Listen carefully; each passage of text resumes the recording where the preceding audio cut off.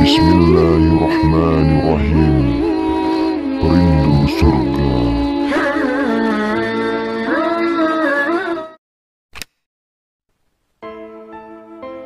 Apa sikap kita? Bagaimana sikap kita terhadap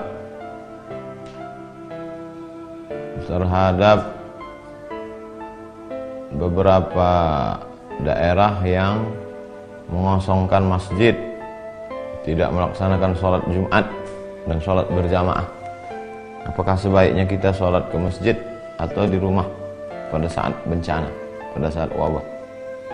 Maka Nabi SAW sudah mengajarkan kepada kita dalam Sahih Bukhari dan Muslim, idza sami'tum bihi ta'un, idza sami'tum bihi, kalau kamu mendengar ada bihi di situ maksudnya ta'un, wabah, bencana, musibah, penyakit, bi ardin, pada suatu daerah, la taqdimu alaih, jangan kamu datang ke sana. Kita sudah tahu di daerah itu ada wabah penyakit, maka kita jangan datang. Wa idza waqa'a bi ardin wa antum biha, kalau kamu berada di suatu tempat dan di situ ada wabah penyakit, fala takhruju firaran minhu, maka jangan keluar dari daerah itu. Ini kan yang dilakukan oleh beberapa negara sekarang. Italia misalnya, kita sudah tahu di sana ada wabah terbesar nomor 2 setelah Cina, maka kita jangan ke sana, jangan liburan ke sana. Ini dikasih cuti malah pergi liburan ke Eropa. Dan kalau kita udah sempat ke sana, maka jangan pulang ke Indonesia. Alhamdulillah sekarang sudah ada karantina 14 hari untuk sterilisasi.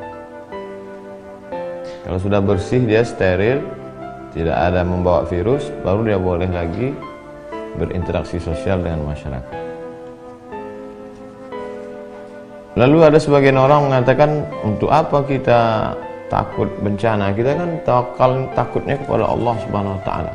Ini kan yang mengajarkan Nabi Muhammad sallallahu alaihi wasallam. Kata Nabi, firra minal majzum, firra, larilah engkau, minal majzum. Kalau ada orang yang terkena penyakit menular, di sini dalam konteks ini Nabi menyebutkan penyakit kusta. Firra minal, larilah engkau dari orang yang kena penyakit kusta, firaraka minal asad, seperti engkau lari dari singa. Jadi kita lari dari suatu daerah kawasan yang banyak virus itu bukan kita lari dari takdir. Bahkan pada masa Sayyidina Umar bin Khattab ada suatu lembah, di situ banyak wabah, hama, virus. Kemudian kata Umar bin Khattab, mari kita pindah ke tempat yang tidak ada manusia di situ, yang bersih, steril. Loh, kalau begitu kita lari dari takdir, kita pindah dari takdir yang buruk ke takdir yang baik. Jadi bukan berarti ketika ada orang terkontaminasi bakteri lalu saya tidak takut pada bakteri, hanya takut pada Allah. Itu tidak betul. Kita sudah meninggalkan sunnah Rasulullah SAW. Bagaimana kalau ada orang yang jelas-jelas tertular, kena virus, lalu dia ingin bersalaman dengan kita? Zaman Nabi pernah itu, ada orang yang sudah terkena penyakit kusta menular. Kata Nabi, inna qad bay'anaka farji', kami sudah membaiat engkau, sudah berbaiat. Farji', mestinya berbaiat itu salaman, tapi kata Nabi karena dia kena penyakit menular, inna qad bay'anaka, sudah, farji', pulanglah, tidak perlu bersalaman. Jadi yang kita lakukan hari ini, tidak berinteraksi sosial dengan orang yang dikhawatirkan menularkan virus, tidak bersalaman, bukan meninggalkan sunnah, justru sedang melaksanakan sunnah. Apakah wabah ini hanya baru sekarang terjadi? Kita baca apa yang disebutkan oleh Imam Az-Zahabi dalam kitab Syiar A'lam An-Nubala. Wa kana al-qahtu 'aziman bi Misra. Pernah suatu masa terjadi di Mesir itu masa paceklik. wabil Andalus, tidak hanya di Mesir, sampai ke Andalusia, Spanyol, Mesir, Libya, Tunisia, Aljazair, Maroko, Spanyol. Wa ma'ahida qahtun wala waba'un misru, belum pernah terjadi masa paceklik, kemarau panjang dan wabah penyakit sedahsyat itu. Bi Qurtubah, di Spanyol, di Andalusia. Hatta baqiyatil masajidu mughlaqah, sampai masjid-masjid ditutup. Bila musallin, tidak ada orang salat. Masjid tutup, tak ada salat, sama seperti sekarang.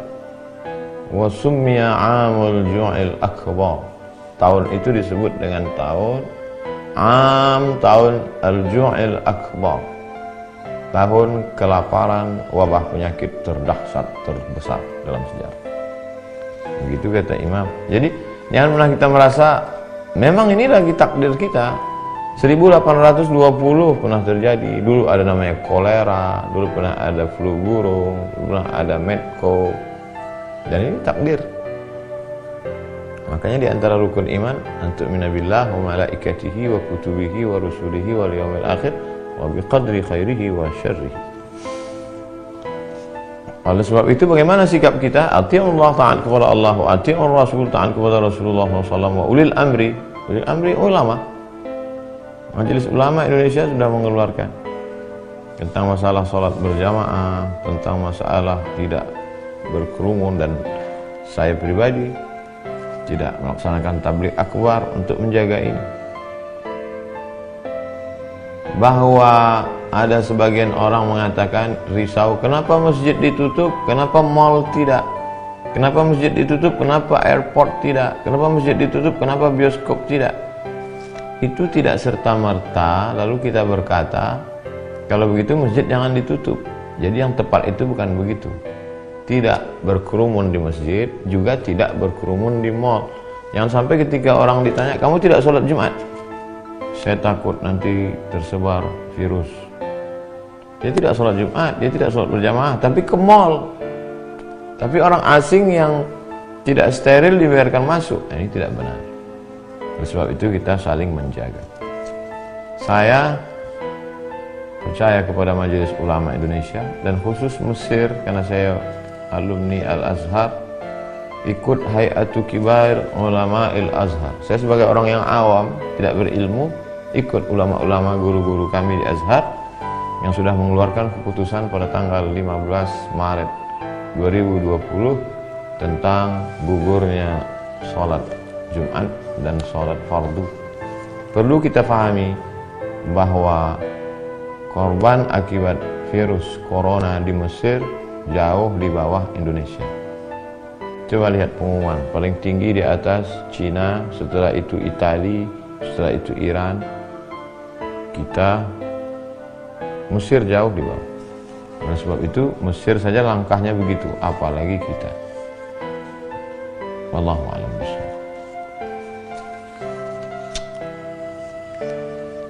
Assalamualaikum warahmatullahi wabarakatuh. Waalaikumsalam warahmatullahi wabarakatuh. Bagaimana cara menjelaskan kepada orang tua yang baik agar selalu tidak merasa bangga karena sudah haji, tidak pamer dan tidak merasa baik, dan menjadi wanita sholihah itu seperti apa? Wahai bapak-bapak, orang tua yang anaknya sudah ngaji, sudah diajarkan di rohisnya, di sekolahnya, di kampusnya tentang tawadu, rendah hati, tiba-tiba setelah dia pulang ke rumah, dia mendapati orang tuanya masih angkuh dan sombong walaupun sudah haji. Maka kita perlu merenungkan apa makna dari ibadah.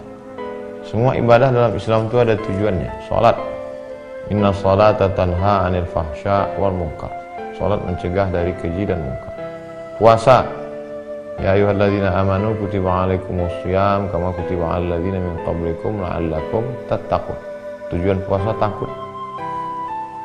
Haji, tujuan haji, faman farada fihi al hajja, siapa yang melaksanakan haji, fala rafasa, menjauhi seksual, wala fusuqa, jangan lagi nakal secara yang non seksual, korupsi, termasuk dosa batin, angkuh, sombong, takbur, hasad. Wala jidal, lidahnya tidak kasar. La yadkhulul jannah, tidak masuk surga man kana fi qalbihi, siapa yang dalam hatinya mithqala habbatin min khardalin min kibrin, ada sombong sebesar biji sawi.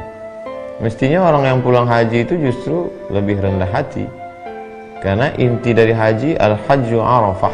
Haji itu wukuf di padang Arafah. Di padang Arafah dia sudah melihat tidak ada orang kaya, tidak ada orang miskin, tidak ada ulama, tidak ada rakyat jelata, tidak ada penguasa, semua pakaiannya sama. Oleh sebab itu, di antara pesan hikmah di balik ibadah haji adalah tidak angkuh dan tidak sombong. Cukup share video ini ke orang tua, sahabat, kawan yang sudah haji tapi justru makin sombong. 2. Menjadi wanita salihah. Yang pertama, al-imanul qawi, imannya mesti kuat.